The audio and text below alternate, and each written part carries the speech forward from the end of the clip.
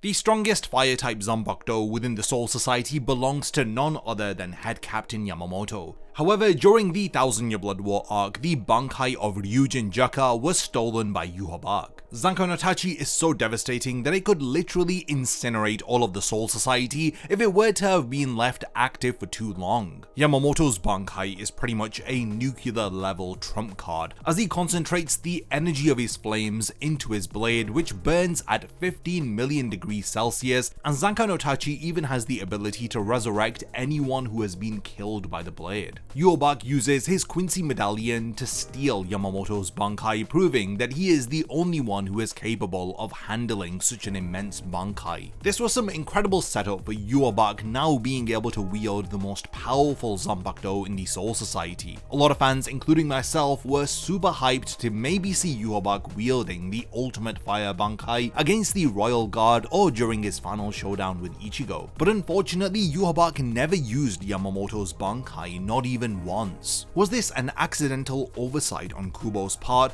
as this has sparked one of the most heated debates within the Bleach community? Some fans think that this is a plot hole, while others think that Kubo purposefully didn't have Yhwach use the Bankai. In this video, I'll be going over all of the theories and breaking down why Yhwach didn't use Yamamoto's Bankai. So without further delay, let's dive into the topic of the video. Yhwach appearing behind Yamamoto is still one of the most epic plot twists in the series. Just after deactivating his Bankai thinking that he had defeated Yhwach, the real Quincy Emperor emerges after having paid Aizen a visit within Muken. Yhwach had planned for Royd Lloyd to face off against Yamamoto, but he had advised him not to steal Zanka no Tachi because its power is so enormous that anyone other than Yhwach himself will be incinerated trying to control it. Even among the Schutzstaffel, only the Quincy Emperor possesses sufficient spiritual pressure to handle Yamamoto's flames. The medallion system of the Quincy is very sophisticated, as these devices don't just seal Bankai like the Gotei 13 initially believed,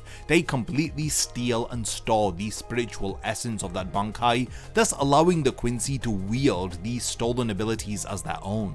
There is a critical catch that most fans overlook here: the medallions require massive amounts of spiritual energy in order to maintain the functions of a stolen Bankai. It's for this reason that when the Quincy use the stolen Bankai, it can conflict with their natural Quincy abilities like their Volstandic. When Yamamoto desperately tried to activate his Bankai again, he watched as Yhwach casually pocketed his medallion. Some believe that Yhwach wasn't able to use the stolen Bankai after the death of Yamamoto, but we know that this isn't true because Driscoll Bursey had successfully used Sasakibe's stolen Bankai not too long after the lieutenant's body was cremated. The medallions that the Quincy use appear to have some design flaws. Yamamoto himself noticed that Driscoll Bursey's stolen version of Sasakibe's Bankai was significantly weaker than the original, and this pattern appears to have held across every single stolen Bankai ability that we witness. The system could capture the raw power of the Bankai, but it cannot replicate the decades of training and spiritual bond between a Shinigami and the Zanpakutō spirit. Take for example Kangdu, who needed extensive practice sessions just to use Hitsugaya's Daiguren Hyorinmaru effectively, despite its relatively straightforward ice-based abilities. Bambietta found that her stolen Bankai was more trouble than it was worth during combat, and even BG9's analytical abilities couldn't immediately master Soifon's assassination techniques. And this is coming from Sternritter, who appear to have centuries worth of combat experience. The spiritual energy drain was also equally problematic, as each medallion acted like a parasite on the user's natural Quincy abilities, preventing simultaneous activation of their Volstandic forms, and the Vandenreich essentially had to choose between stolen Shinigami techniques or their own evolved powers, as they never used both at the same time. This created a bit of a bottleneck that limited combat effectiveness rather than enhancing it. For someone like Yhwach, who possessed otherworldly spiritual pressure through his connection to the Soul King, maintaining Yamamoto's Bankai would be like running a nuclear reactor just for the sake of it. The energy requirements alone would interfere with his more sophisticated abilities like the Almighty, and in all honesty, the Quincy medallion system worked more for shock value and psychological warfare against the Shinigami, as it was never designed for sustained high-level combat by beings at the level of Yhwach. Fans have theorized that during Yhwach's battle with Ichibei, the commander of the Royal Guard had splashed his ink across what many fans assumed was the medallion containing Yamamoto's Bankai. If Ichimonji's power erased the medallion's name, it would theoretically become powerless, thus giving somewhat of an explanation as to why Yhwach had never used Zanka no Tachi. This theory relies upon the statement that Ichibei made about how nameless objects lose all power. Some fans think that this could have been Kubo's way of writing himself out of a corner, removing an overpowered ability like Zanka no Tachi before the final confrontations of the Thousand Year Blood War arc. Fans have also disputed this theory by stating that Ichibei actually targeted Yhwach's Quincy Cross, not the Quincy medallion that was used for stealing the Bankai. These are two different objects with entirely different functions. Yhwach's Quincy Cross manifests his holy arrows, and it serves as a spiritual focus for him, while the medallions are specialized Bankai stealing devices with their own unique design. I guess some fans may have been confused due to these similar circular shapes and the fact that both objects appeared in rapid succession during the fight. Yhwach's personal cross is decorated and significantly larger than the minimalist medallions carried by the Sternritter. When you compare the ink-splattered object to confirmed images of those Bankai stealing medallions, the size and pattern differences become apparent. Another theory is that Yhwach had disposed of the Quincy medallion, and we see this during an anime exclusive scene. So Yhwach appears to have discarded the Quincy medallion during his escape from Kirio Hikifune's Cage of Life. He threw what appeared to be a small circular object in order to activate Uryu's antithesis ability, thus swapping places with the object in order to break free from Kirio's cage. Even if you buy into the idea that Ichimonji had erased the abilities of the Quincy medallion, we do see that Yhwach was able to have his name returned to him,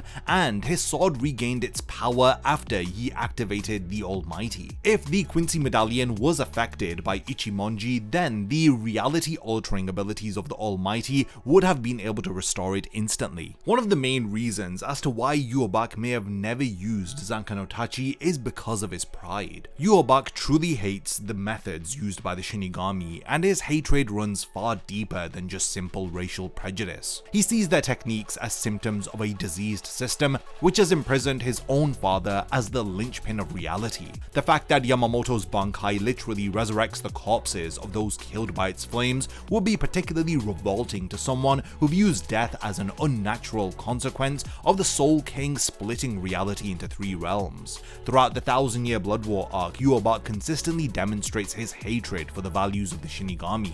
He mocks their concepts of honor and justice, calling them weak compared to the ruthless efficiency of the original Gotei 13. When he tells Yamamoto that the Soul Society died 1,000 years ago, he's expressing his genuine disgust at what the Gotei 13 and the Shinigami have become. Another overlooked aspect is Yhwach's relationship with borrowed power. His entire existence revolves around sharing and reclaiming soul fragments through shrift distribution and Ashvalan. These aren't stolen abilities, they are extensions of his own spiritual essence, as he temporarily houses himself in other Quincy's before returning back to himself as the original source. So if Yhwach were to have used a technique like Zanka no Tachi, then it would violate the core principles of his Quincy evolution. With every fragment of his soul that returns to him, Yhwach becomes stronger. It's becoming more and more likely that the real reason why Yhwach had stolen Yamamoto's Bankai was for psychological warfare purposes. Yhwach wanted to neutralize the threat of the strongest Shinigami, and he wasn't stealing the Bankai to add another weapon to his arsenal. Having stolen Zanka no Tachi was the victory itself, as he removed a trump card from the Soul Society while demonstrating his ability to claim anything that he desires. If he were to have used the stolen power,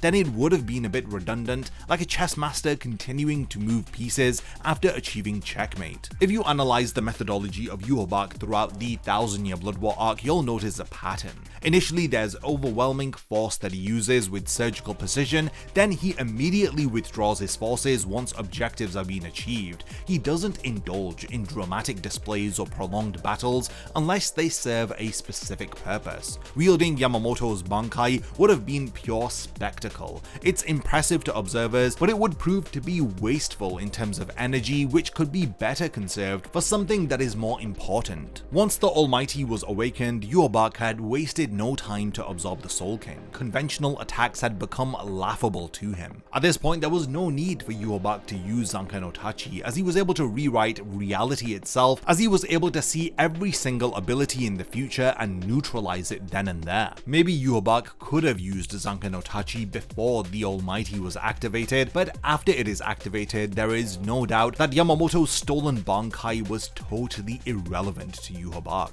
Some fans think that it was because of Kubo's health problems and the fact that the 1000-year Blood War arc ending was rushed, which is why we never got to see him use Zanka no Tachi. But these issues only occurred towards the end of the 1000-year Blood War arc, and like I've just explained, by that point Yhwach really didn't need to use a stolen power like Zanka no Tachi. So yeah, we have reached the point of the video where I do want to hand over the discussion to all of you. What are all of your personal theories as to why Yhwach didn't use Yamamoto's Bankai? If there's anything that I've forgotten to mention within this video, then let me know by continuing the discussion in the comments. And lastly, thanks for making it to the end of this one, and I cannot wait to see you in my next video.